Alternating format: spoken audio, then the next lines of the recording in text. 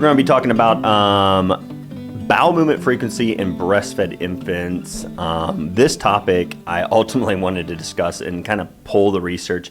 I'd honestly never really looked at the scientific literature in reference because through chiropractic school, we had been taught about the oral fecal reflex. That was the common terminology for it. If you look on the National Library of Medicine, NIH website, you'll see that it's called the gastrocolic reflex. Oral, mouth, fecal reflex. So ultimately, we were taught that when a infant or an individual eats, we should have a increased digestive motility, increased bowel movement frequency. Our digestive tract, the muscles of our GI tract, should actually begin to contract more frequently following a meal, especially in infants, because in infants, it's more of an autonomic nervous system function. It is still with adults as well, autonomic or automatically occurring. But in adults, oftentimes we're run and gun, we're on the run, eat and run, get back to work, do those things. So we actually consciously suppress our oral fecal or gastrocolic reflex. We're basically just, hey, I'm going to hold it, pinch it off so that I don't have to go right now because I want to get things done. Or we're back into that, or we never actually go into a full-on parasympathetic, response that is necessary for appropriate digestion and defecation. So those are the things. So I had always been taught, and that's what I learned. So I was like, didn't need to look at the research.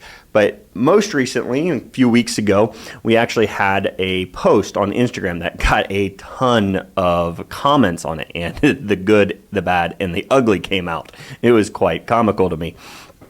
And I'll have something to say here in a minute to all those people who are kind of naysayers when it comes to chiropractic care on infants and with infants.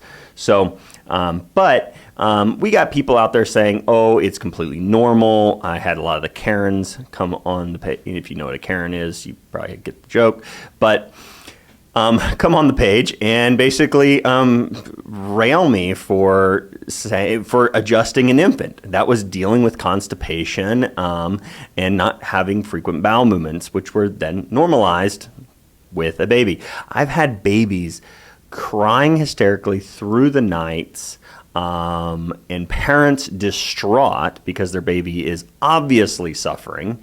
And one adjustment, I had a baby poop before they left my office. Literally, I adjusted a baby's atlas, would be top bone in the cervical spine, and this infant literally defecated right then and there, had a blowout on my adjusting table.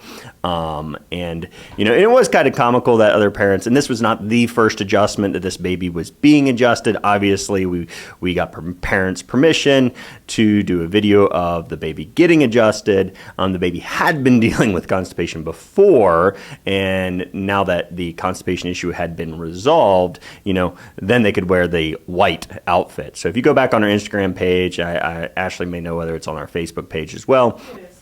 There was parents noting, if that baby is really dealing with constipation, they wouldn't be wearing a white outfit because they'd be looking forward to a blowout. And well, that's the thing, is we restored that gastrocolic reflex. So we actually restored proper neurological balance, and that reflex was restored, and thus that baby had regular bowel movements then after. So it was a tune-up, it was a wellness adjustment, it was not to resolve the current issue. So that's probably why mother was okay with wearing baby wearing a white outfit.